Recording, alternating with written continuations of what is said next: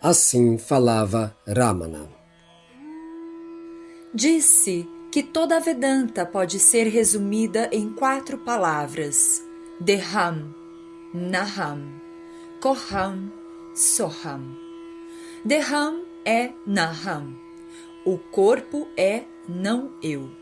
Se uma pessoa pergunta Koham, isto é, quem sou eu?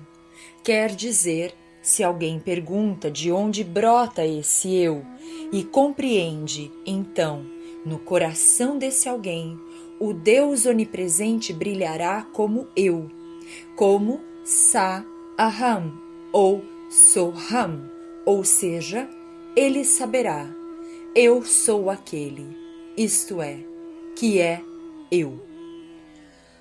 A bem-aventurança que se goza inconscientemente no sono, goza-se conscientemente em Turiya, no estado de espírito de identificação com o Brahma impessoal. Eis a diferença. O Ananda, gozado durante Jagarat, é Upadi, uma felicidade anexada aos objetos fenomênicos. Mas não há diferentes Anandas, só há um Ananda. Inclusive, o Ananda gozado durante o estado desperto, o Ananda de todas as espécies de seres, do mais ínfimo animal ao supremo Brahma, o Ananda do ser. Conhece-te a ti mesmo, disse usualmente. Mesmo isto não está correto, porque se falamos em conhecer o ser, deve haver 2 seres. Um, o ser cognoscente, e outro, o self, que é conhecido, e o processo de conhecimento. O estado que chamamos realização é simplesmente ser o si próprio. Não é conhecer algo ou tornar-se algo. Se alguém se realizou, ele é aquele que é o único e que é o único que sempre foi. Eu existo é a única experiência permanente e autoevidente de cada um. Nada mais é tão autoevidente, pratyaksha, o evidente, quanto o eu sou. O que as pessoas chamam de pratyaksha, autoevidente, por exemplo, a experiência que obtém por meio dos sentidos, está longe de ser autoevidente. Apenas o ser é aquele. Pratyaksha é outro nome para o ser. Assim, fazer autoanálise e ser eu sou é a única coisa a fazer. Eu sou é realidade. Eu sou isto ou aquilo é irreal. O dizer eu sou Brahman na tradição das Upanishads significa simplesmente Brahman existe como eu, e não que eu seja Brahman. Não se concebe que um homem seja aconselhado a meditar eu sou Brahman, eu sou Brahman. Por acaso alguém fica pensando eu sou um homem, eu sou um homem?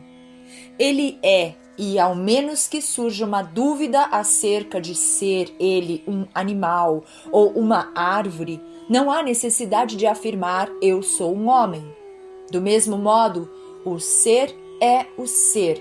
Brahman existe como eu sou em todas as coisas e em todos os seres. Você precisa deixar de ser as 3 espécies comuns de Purusha. Neste caso, Purusha, pessoa, isto é, Adhama, Madhyama e Uttama. A primeira, segunda e terceira pessoas gramaticais. E tornar-se o Purushottama, o Espírito Supremo. Isto é certo. Atinja esse estado e veja por si mesmo o que esse estado é e se há algum vritti nele. Falar até em Brahmakara vritti, flutuação para a realização última do Brahman ou Atman, como se faz algumas vezes, não é rigoroso. Se falarmos do rio que se fundiu no oceano como ainda um rio e o chamarmos de rio Samudrakara ou seja, o agrupamento das águas, a união do rio com o mar, é que poderemos falar então do estágio derradeiro do desenvolvimento espiritual como tendo Brahmakara Vritti. Não é de todo correto dizer que os Advaitas, ou a escola de Shankara, negam a existência do mundo ou que o chamam de irreal. Ao contrário, é mais real para eles que para outros.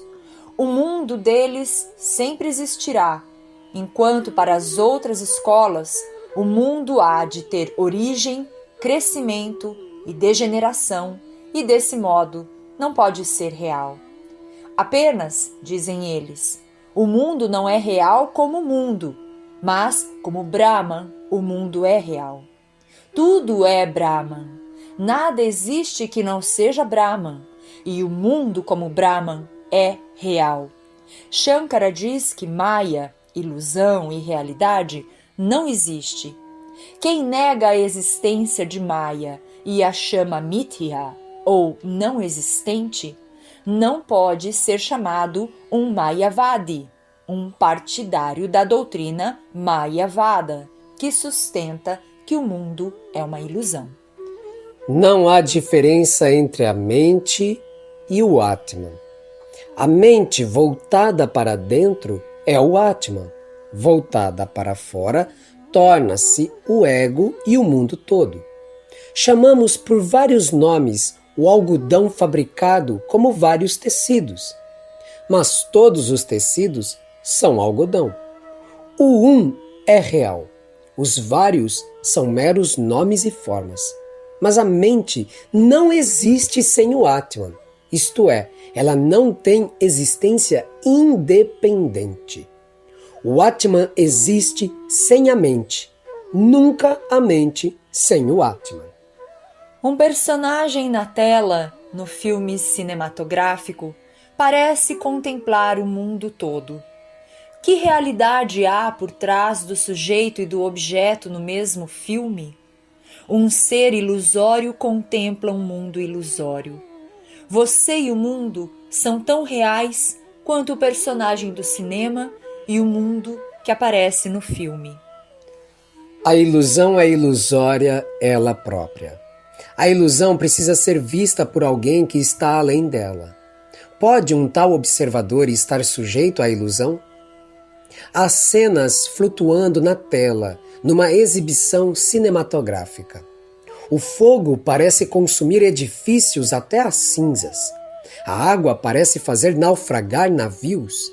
Mas a tela em que essas imagens foram projetadas permanece seca e livre de queimaduras. Por quê? Porque as imagens eram irreais e a tela real. Os reflexos passam por um espelho, mas o espelho não é de nenhum modo afetado pela qualidade ou pela quantidade dos reflexos nele. Assim, o mundo é um fenômeno na realidade única que não é afetada de modo nenhum. A realidade é apenas uma.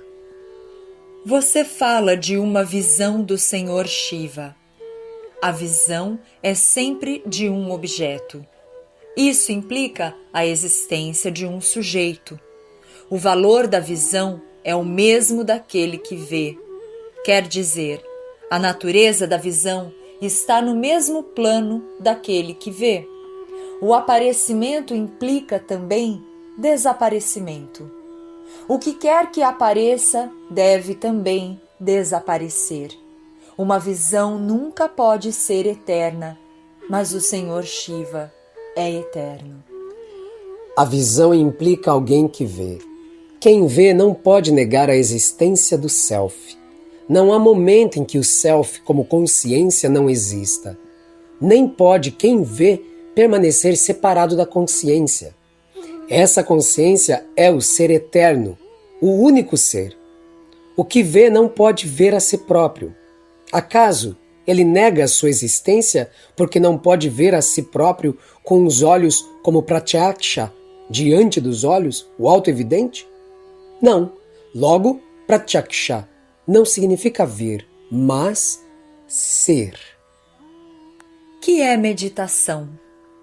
consiste na expulsão dos pensamentos. Todas as perturbações atuais se devem aos pensamentos e são, elas próprias, pensamentos. Desista dos pensamentos. Isso é felicidade e também meditação. Os pensamentos são para quem pensa. Permaneça como o self de quem pensa e haverá um fim de pensamentos. Ver a iniquidade no outro é a nossa própria iniquidade. A discriminação entre certo e errado está na origem do pecado. O pecado próprio de alguém reflete-se para o exterior, e o indivíduo, na ignorância, o sobrepõe ao outro. O melhor procedimento para uma pessoa é alcançar o estado em que tal discriminação não ocorre. Você, em seu sono, vê o certo ou o errado? Você não existe enquanto dorme? Esteja adormecido mesmo durante o estado de vigília. Subsista como o ser e permaneça sem ser contaminado pelo que acontece em torno. Seu silêncio fará mais efeito que suas palavras ou atos. Isto é o desenvolvimento da força de vontade. Então, o mundo se torna o reino dos céus que está dentro de você. Que é realização? Será ver Deus com 4 mãos, portando a concha, a roda, a clava, etc. Mesmo se Deus aparecesse nessa forma, como seria extinta a ignorância do discípulo? Uma tal aparição é fenomenal e ilusória. Todas as percepções são conhecimento indireto ou secundário. A verdade precisa ser realização eterna. A percepção direta é experiência sempre presente. Precisa haver aquele que vê. A atual sobreposição do corpo como eu está tão profundamente arraigada que a visão diante dos olhos é considerada pratyaksha, mas não aquele que vê, ele próprio. Só o que vê é real e eterno.